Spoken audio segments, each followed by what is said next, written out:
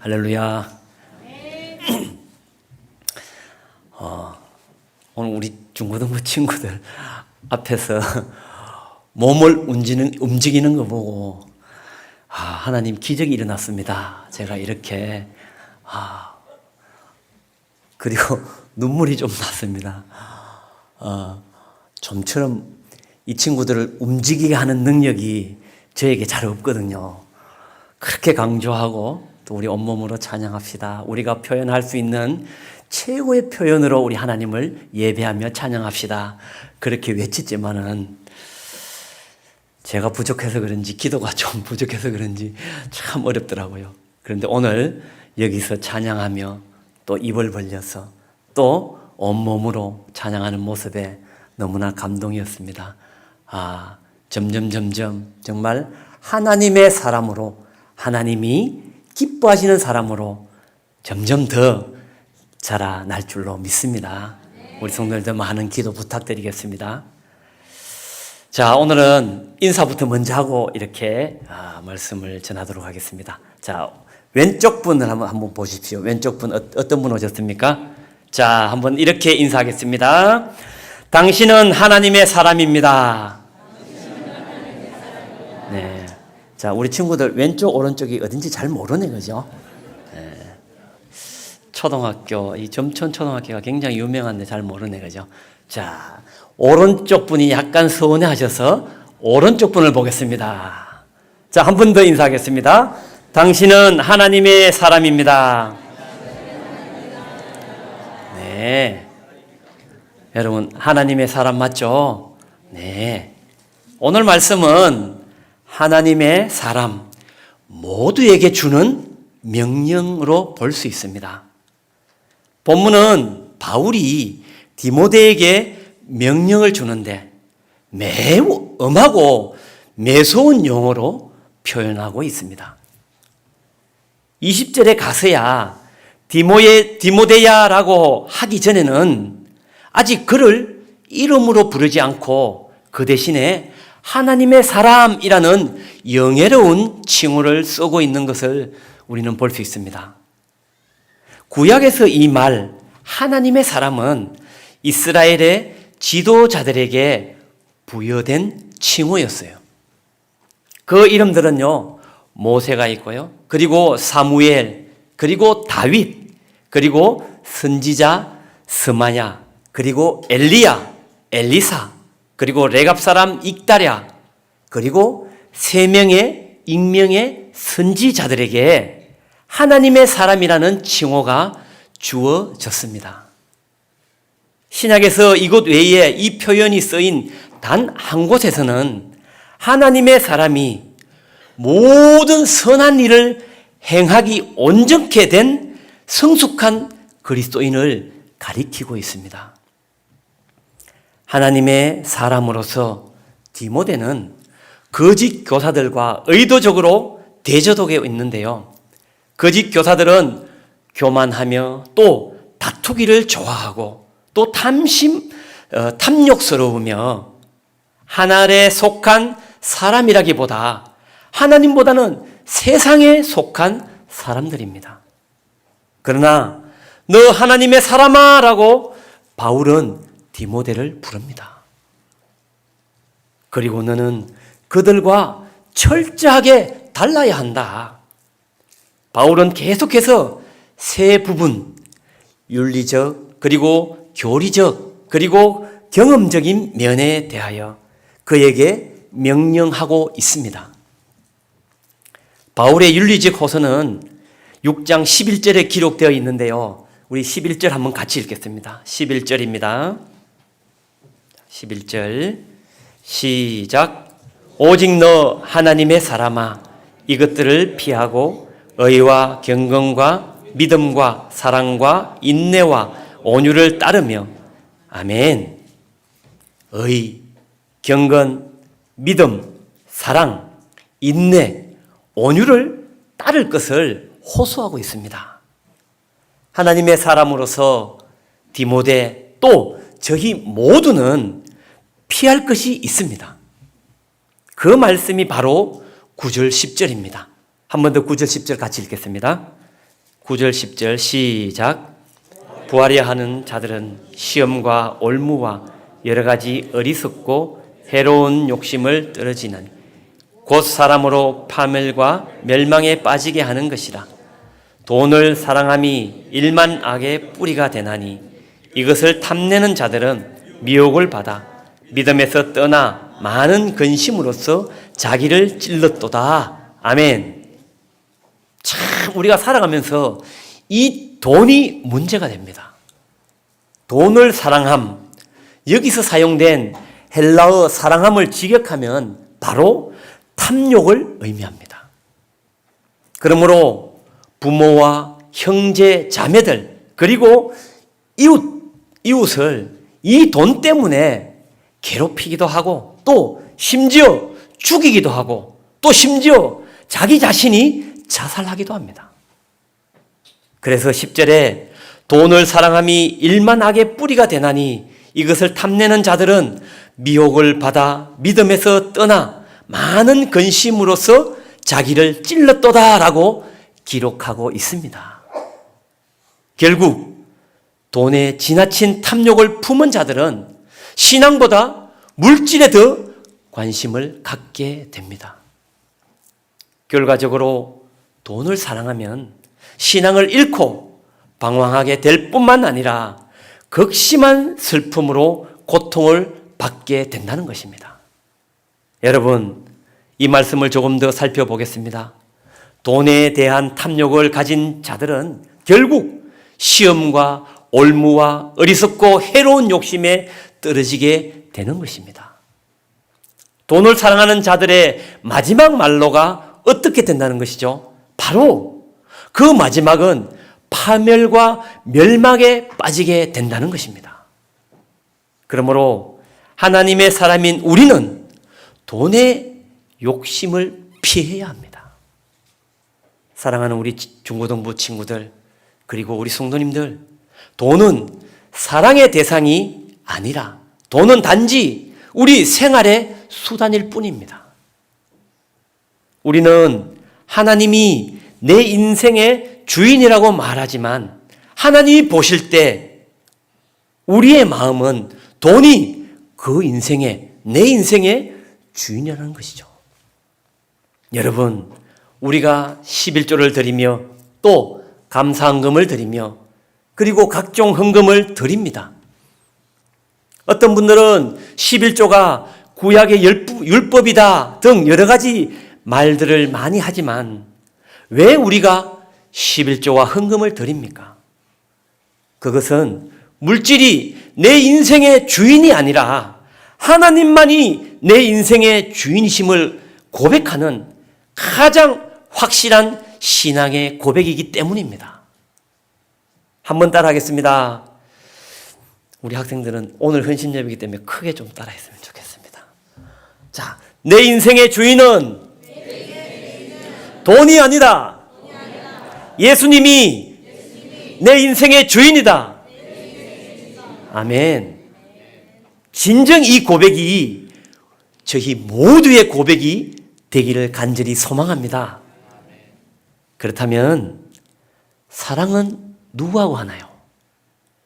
사랑은 아무하고나 하는 게 아니라 사랑은 인격을 가진 자와 인격을 가진 자와 하는 것이 사랑입니다. 여러분, 돈은 잘 아시다시피 인격이 없습니다. 그래서 예수님께서 누가복음 16장 13절 하반절에 이렇게 말씀하셨습니다. 너희는 하나님과 재물을 겸하여 섬길 수 없느니라. 그래서 돈을 사랑하는 마음과 그와 관련된 모든 악을 피해야 하고 청년의 정욕과 하나님의 온전하신 뜻과 일치하지 않는 모든 것을 우리는 피해야 합니다. 그 대신 6가지 자질을 추구해야 할 것을 이야기하고 있습니다. 이것들은 둘씩 짝을 열거하고 있는데요. 디모데전서 6장 11절입니다. 11절 우리 한 번 더 같이 읽겠습니다. 11절입니다. 시작. 오직 너 하나님의 사람아 이것들을 피하고 의와 경건과 믿음과 사랑과 인내와 온유를 따르며 아멘. 또 이 자질들은 특별히 탐심 대신에 우리가 가져야 할 것입니다. 첫째, 의와 경건입니다. 그는 여기서는 정의와 사람들을 공정하게 대하는 것을 의미합니다. 그리고 경건인데요, 돈과 풍요를 준다고 생각하는 그 당시에 만몬신이 아닌 하나님이야말로 인간의 참된 경배의 대상이 되시기 때문에 경건을 추구해야 합니다. 두 번째로는요, 하나님의 사람은 바울의 서신에 친숙하게 짝을 지어 나오는 믿음과 사랑을 추구해야 한다는 것입니다. 아마도 이 문맥에서 바울이 의미하는 것은 한편으로는 신실함 또는 정직성이며 다른 한편으로는 탐심의 여지가 있을 수 없는 희생과 봉사의 사랑인 것입니다. 그리고 디모데의 세 번째 목표는 인내와 온유로서, 인내는 힘든 상황에서 참는 것입니다. 그리고 온유는 힘든 사람을 참는 것입니다. 우리는 악을 피해야 합니다. 가능한 한 멀리, 가능한 한 빨리 그것으로부터 달아나야 합니다. 그런데 우리에게 매력 있게 보이는 것이 있습니다. 바로 우리 학생들은 주일 예배 시간에 학원 공부로 성적을 올리는 것이에요. 그리고 게임입니다. 그리고 또 쾌락을 즐기는 것입니다. 또 우리 성도님들은 어떤 직장에서 진급이 될 수 있고요. 그리고 자기의 명성, 그리고 물질, 그리고 권력 등을 향해서 우리는 달려가고 있는 것입니다. 그러나 우리는 이제 거룩함을 추구하는 일에 집중해야 합니다. 우리는 위험으로부터 달아나시듯이 악으로부터 달아나야 합니다. 성공을 향해 달려가듯이 선을 향해 우리는 힘차게 달려가야 합니다. 또 6장 12절인데요. 12절 구체적인 명령이 기록되어 있습니다. 12절 한 번 더 같이 읽겠습니다. 시작.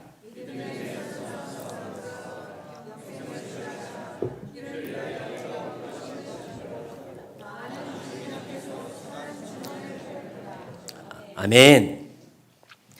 디모데의 의무는 도망가는 것 못지않게 싸우는 것이며 달아나는 것 못지않게 그 자리에 서 있는 것이었습니다. 바로 앞구절 11절에서 믿음 또는 신실함이 우리가 추구해야 할 자질 중 하나로 이야기합니다. 그러나 10절과 21절에서 바울은 거짓 교사들을 믿음에서 떠난 자들로 묘사하고 있습니다. 이때의 믿음은 사도적 믿음으로서 그가 목회에 서신 전반에 걸쳐 진리라고 부르거나 가르침 또는 부탁한 것으로 교리의 체계를 의미합니다. 그곳에 있던 사람들이 진리로부터 떠났기 때문에 디모데가 그것을 위해 싸워야 할 필요성은 더욱 긴급해졌습니다. 또 바울은 6장 12절에서 경험적 호소를 하고 있습니다. 바울이 디모데에게 주는 호소는 교리와 윤리의 영역을 넘어서 경험에 관한 것입니다. 12절 상반절에 보면은 영생을 취하라 라고 이야기합니다. 영생은 장차 올 세대, 즉 예수님이 시작하신 새로운 시대의 삶을 의미합니다. 예수님은 그 삶을 자신을 알고 아버지를 아는 것이라고 정의했습니다.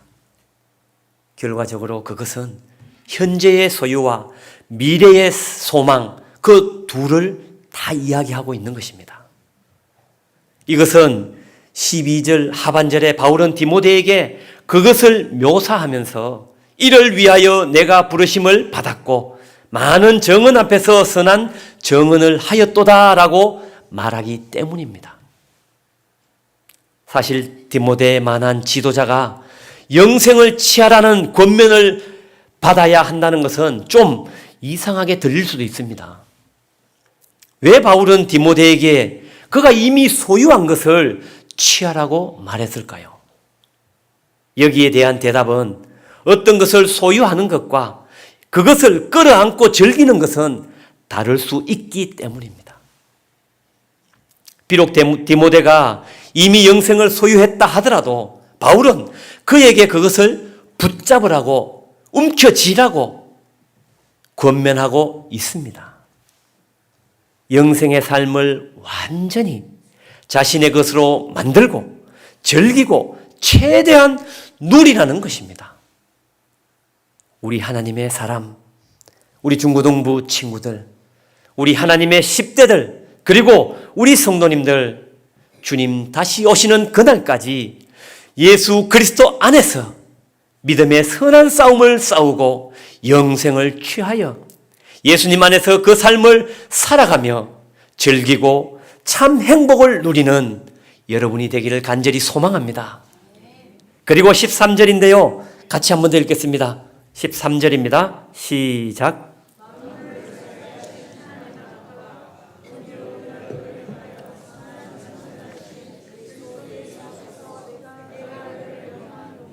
아멘. 바울은 자신과 디모데에게 진리를 상기시키며 그 묘사하는 하나님은 만물을 살게 하신 분입니다. 그분은 모든 살아있는 것에 생명을 주시고 보존시켜 주시는 분이로서 이 일에 깊숙이 관여하시는 분이십니다. 다른 한편으로는 그리스도는 본디오 빌라도를 향하여 선한 정언을 전가하신 분이십니다.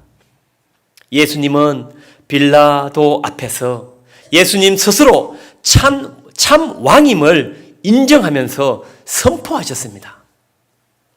우리에게 요구되는 선한 증거는 먼저 예수님 자신이 보이신 것입니다. 그러므로 바울은 생명을 주신 하나님과 정인이신 그리스도 앞에서 이 명령을 주고 있는 것입니다. 그리고 그 명령을 지키라고 다시 명령을 하고 있는데요. 14절입니다. 14절 한 번 더 같이 읽겠습니다. 시작. 우리 주 예수 그리스도께서 나타나실 때까지 흠도 없고 책망도 받을 것이 없이 명령을 지키라. 아멘.